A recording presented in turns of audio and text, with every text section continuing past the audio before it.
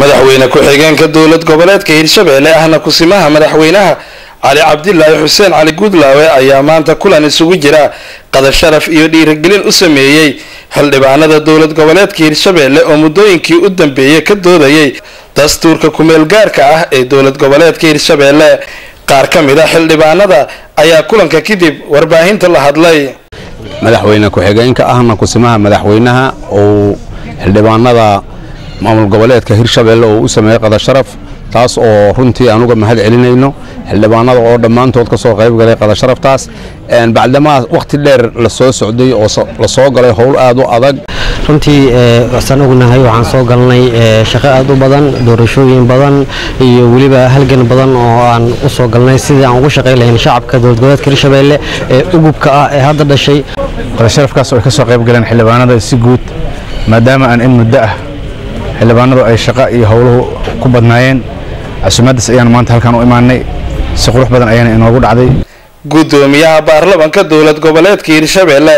Cismaan Barre Maxamed ayaa ka mahad celiyay kulanka ay la qaateen kusimaha madaxweynaha dowlad goboleedka Hirshabelle. qada sharaf uu sameeyay xildhibaanada dowladda goboleedka Hirshabelle taasoo xildhibaanada uu madaxweynuhu uu mahad celinay iyo wax qabadkooda iyo waxay higsanayaan marka madaxweynaha aad iyo aad aan ugu mahad celinaynaa yeeritaanka xildhibaanada isugu yeeray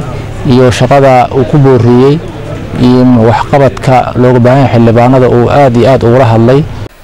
madaxweyne ku-xigeenka dowlad goboleedka Hirshabelle ahna kusimaha Cali Gudlaawe Xuseen ayaa ka mahad celiyay howlaha muhiimka ah ee ay qabteen mudanayaasha baarlamaanka dowlad goboleedka Hirshabelle muddadii ay jireen. ujeedada maanta aan xafladan u dhigno waxay ahayd baarlamaanku howl aad u wanaagsan ay qabteen howl balaaranna waa hortaala wixii hore ay qabteen inaan uga mahad celiyo shaqo adag ay qabteen wixii dambana qaabkii hawshii ay u sii socolaheeday inaan ka ballanay ahayd ujeedadu waxaan leeyahay baarlamaanka gudoonka baarlamaanka iyo baarlamaankaba shaqo wanaagsan aad qabateen maanta idinka gaarto haddana maamul cusub aan nahay ama maamul urdumahe waxaa loo baahan yahay isku duubni maamulka Hirshabelle inta ma aragtay hadda noo qabsoontana xaqiiqda waxaan leenahay waxa aad u qurxoonaa qabsoome maad waa ka gaartaan leenahay baarlamaanka iyo gudoonka baarlamaankaba hawsha kale oo hortaalna Ilaahay noo fududeeyo insha Allah isku duubni iyo wada jirana waxa lagu gaarayaa hawsha noo hortaalna waxaan rajaynaynaa Ilaahay noo fududeeyo.